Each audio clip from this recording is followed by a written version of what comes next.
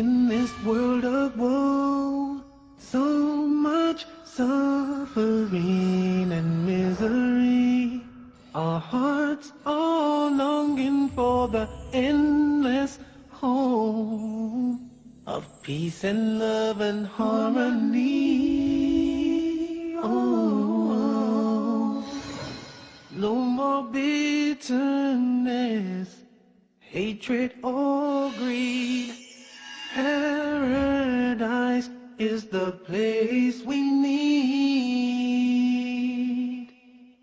I feel the peace inside of me.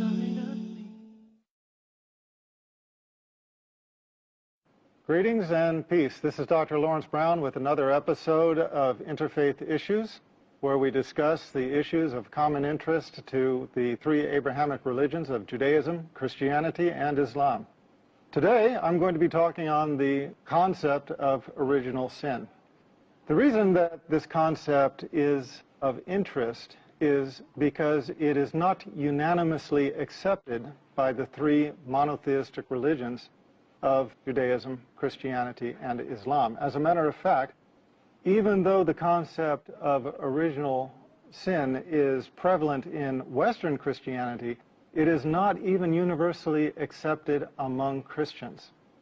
Now, when we look at the Abrahamic faiths, Judaism, Christianity, and Islam, we find that Judaism and Islam have no concept whatsoever of original sin.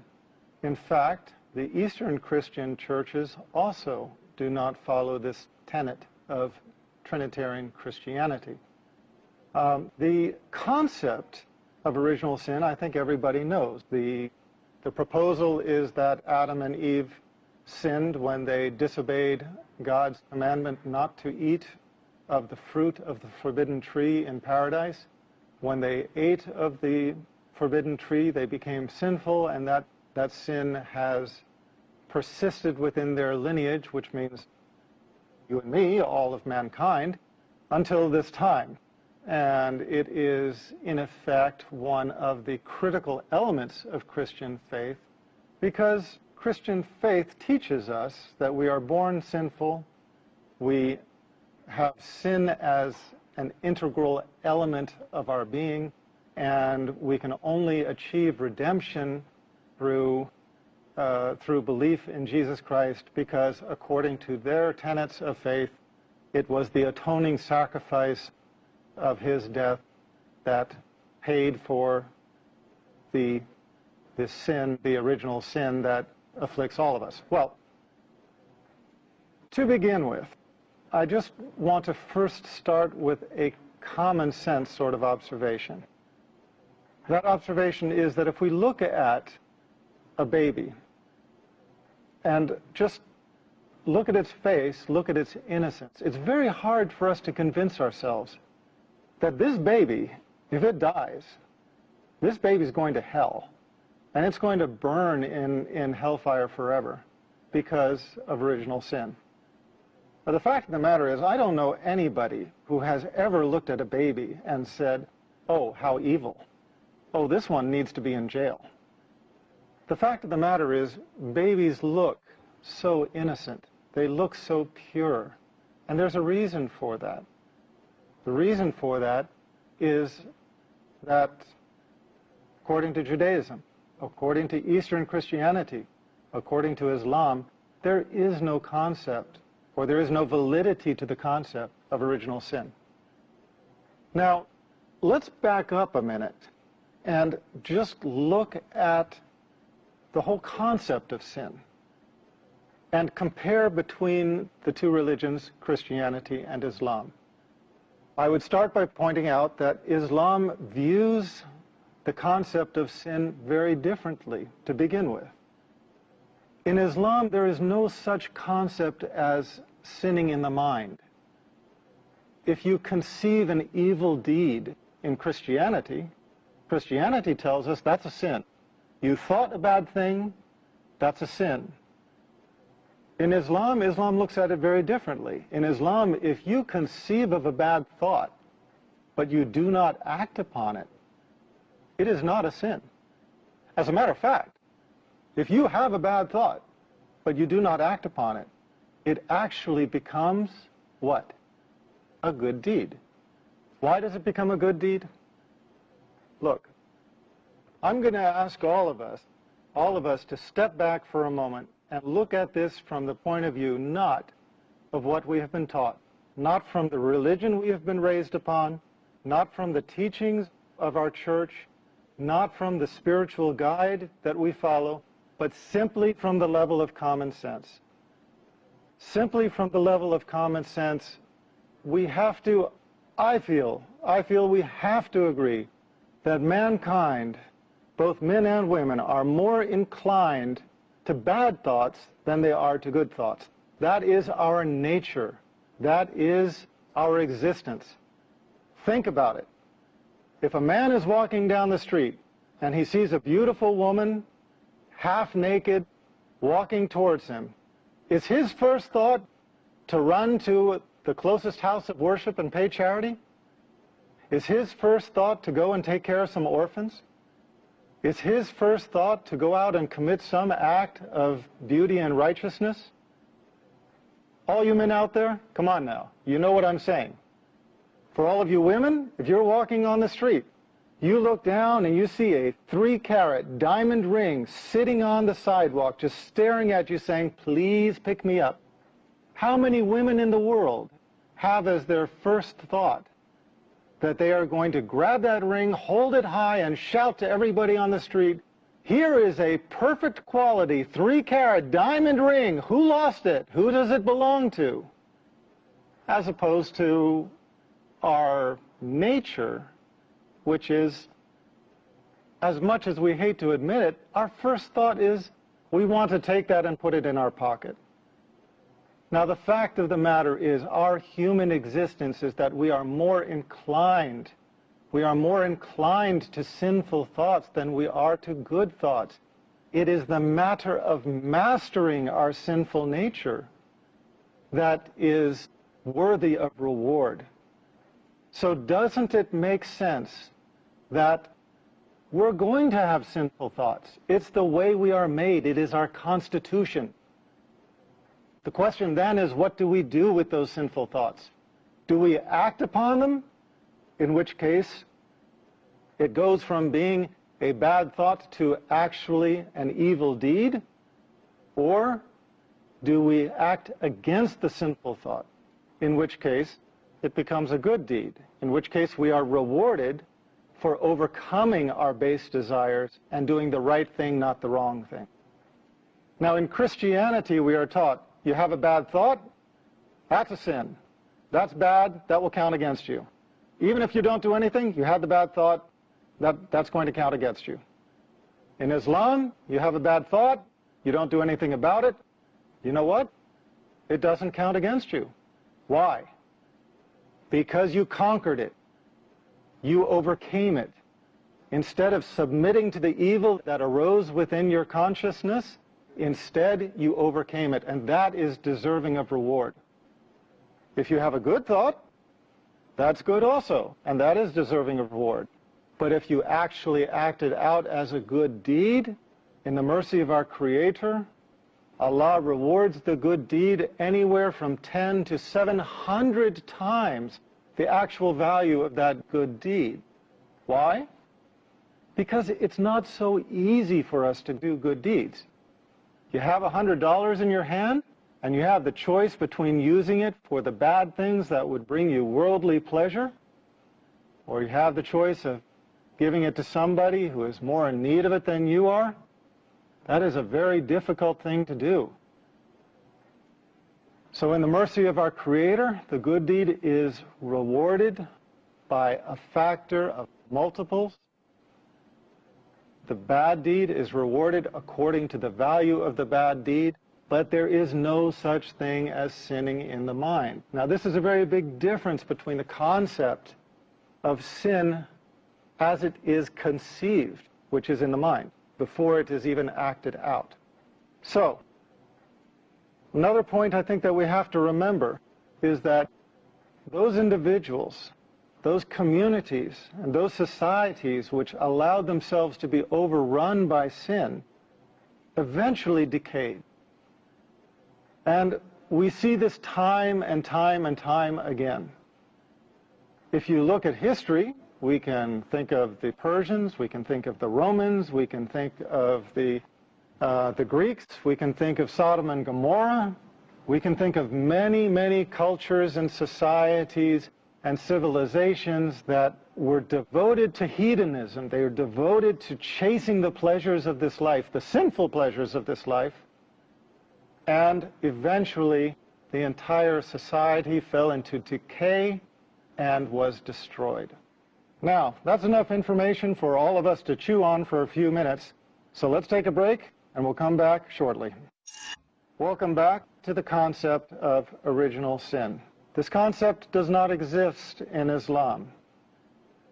It only exists in Western Christianity, not in Eastern Christianity. And even then, a lot of people have difficulty with the subject for the reason that I mentioned. They look at a baby and they just cannot convince themselves that this baby is carrying the taint of any kind of sin. It looks too pure. So they have to ask themselves, where does this concept come from? If you are a Christian and you're told this teaching comes from Jesus Christ, be careful. That is not anything that Jesus Christ ever taught. Remember, again, Jesus Christ was an Orthodox Jew. This is why he is known as Rabbi Jesus. He taught Orthodox Jewish law. When Jesus was recorded as having said in Matthew 19:14, "Let the little children come to me and do not forbid them."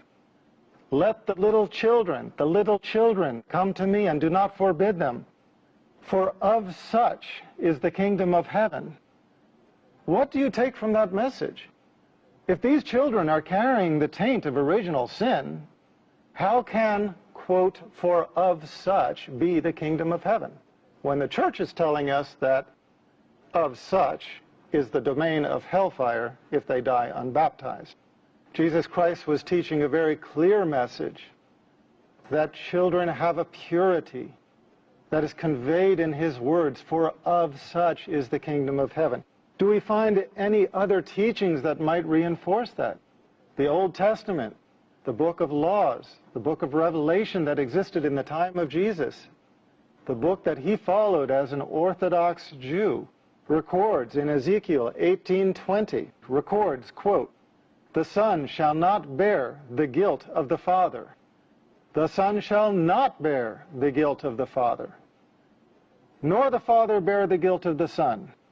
The righteousness of the righteous shall be upon himself, and the wickedness of the wicked shall be upon himself. The wickedness of the wicked shall be upon himself." Where does that say the wickedness will be passed on down through the ages, through the generations, through the lineage?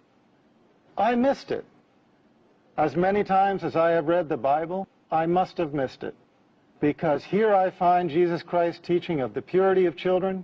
Here I find the Old Testament that Jesus Christ professed as the law of his time, teaching that the wickedness of the wicked will be upon themselves. Wait a minute. Did you miss it? Did I miss it? Where did this concept of original sin come from? And where is it going with this line of thought? Because what I am effectively suggesting is that there is no basis for the concept of original sin in the teachings of the one upon whom the Christian faith is based, in the teachings of the prophet, Jesus Christ. In fact, Jesus Christ, in his words, directly contradicts the concept of original sin. Now, if there's any doubt, the passage I read about the wickedness of the wicked being upon themselves is repeated in Deuteronomy 24:16. It is an unequivocal point. It is not a slip of the pen. Now, those Christians who want to argue the point, those Christians who want to make it go away, who want to dismiss what I am saying, What do they say? They say, well, that's Old Testament. Ezekiel, Deuteronomy, that's Old Testament. We're Christians, we follow New Testament. What's the problem with that argument? The problem with that argument is that, yeah, it's Old Testament, but you know what? It's not older than Adam, okay?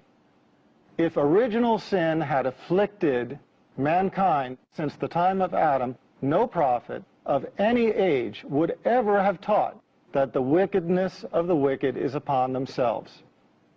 Any prophet of any age would have taught the concept of original sin. But you know what? Nobody did. So if we are going to look for how we resolve this problem, we have to look not at the religion that is thrown into controversy, that is thrown into self-contradiction over the issue. No. We have to look at the continuity in the chain of revelation. We have to look at the fact that the Old Testament predicted 3 prophets to come. We know that. The Jewish scholars know that. And we know it from the New Testament, because when the Jews sent their Levites and their priests to interrogate John the Baptist on who he was, what did they ask him? They asked him, "Who are you? Are you Elijah?" He said, "No." "Are you the Christ?" He said, "No." "Are you that prophet?" He said, "No." It was not good enough to say it one time. They repeated and they asked, "If you are not Elijah, if you are not the Christ, if you are not that prophet, who are you?" They were clearly speaking of 3 prophets to follow. Now, despite John the Baptist's denial, I think it's very reasonable to conclude that the first 2 of the 3 predicted prophets were John the Baptist and Jesus Christ. But you know, you've got 3, you take away 2, what does that leave you? That leaves you 1 to come. So if we're going to look for resolution to this concept of original sin, we have to ask ourselves, is there a religion out there that is consistent with the teachings of Jesus Christ on this matter? A religion which might represent the teachings of the 3rd final predicted prophet? I would suggest that yes. Islam has no concept of original sin. In the religion of Islam, each person is accountable for their own actions. A person bears their own sins from birth? No. Because again, that would not make sense, that would not be godly. A person bears the weight of their sins from the time of discrimination, from the age of discrimination, from the age at which they know the difference between right and wrong. That's what makes sense. That is what makes sense. And that is what a person is held accountable for in the religion of Islam. According to the Holy Quran, quote, "Man can have nothing but what he strives for." That is Surah 53, Ayat 38. Quote, "Who receives guidance, receives it for his own benefit. Who goes astray, does so to his own loss. No bearer of burdens can bear the burden of another. No bearer of burdens can bear the burden of another." Surah 17, Ayat 15. Each person bears responsibility for his or her own actions, and nobody goes to hell because they bear original sin as a birthright. Or perhaps we should say, as a birth wrong. Now, I would like to conclude this talk by going back to the important point that I made, the point that a lot of people in the audience have heard and said to themselves, wait a minute, where did he get that? And that is the point of the 3 predicted prophets to follow. This is from John 1, 19 through 21. In this passage, the Bible tells us that the Jews sent their priests and Levites to basically challenge John the Baptist and question who he was. And they asked him in this way, quote, "Who are you?" He confessed and did not deny, but confessed, "I am not the Christ." And they asked him, "What then? Are you Elijah?" He said, "I am not." "Are you the prophet?" He answered, "No." He went on to address their concerns when they asked him for clarification. They said, quote, "Why then do you baptize if you are not the Christ, not Elijah, nor the prophet?" Again, these are the three predicted prophets that the Old Testament speaks of: Christ, Elijah, and the prophet. Now, we fall into a little bit of difficulty. You know, there's no uncertainty who the Christ is. Who is Elijah? According to the Bible, one passage does identify John the Baptist as Elijah. Another passage does not. It is an inconsistency, but I think we have to take it upon faith that John the Baptist was the first of the three. Jesus Christ was the second of the three. Who was the third of the three? Well, we would expect to find a hint in the New Testament. If there were a prophet to follow Jesus Christ, it would just make godly sense to us that there would at least be a hint in the New Testament of a final prophet to follow. And in fact, there is. In John 14:16, Jesus Christ just talks of allos parakletos, another paraclete to follow after the end of his mission. Let's put these two things together. In John 14:16, Jesus Christ speaks of allos parakletos, another paraclete. The key word here is not paraclete. Let's not worry about what paraclete means. Some people say advocate, some say comforter, some say Holy Spirit. It doesn't matter. What matters is that Jesus Christ speaks of allos parakletos, another paraclete, to come after his mission. At the same time, the first epistle of John 2:1 identifies Jesus Christ as a paraclete. What does this mean? Jesus Christ is a paraclete? He is saying after his mission, another paraclete will come. Another what? Another of whatever he is. Does it not make sense that he can be understood to have been speaking of the final prophet predicted in the Old Testament, the third of the three, the final prophet to complete Revelation? Here is where we find a hint in the teachings from Jesus Christ himself of the completion of the revelation in the person of a final prophet.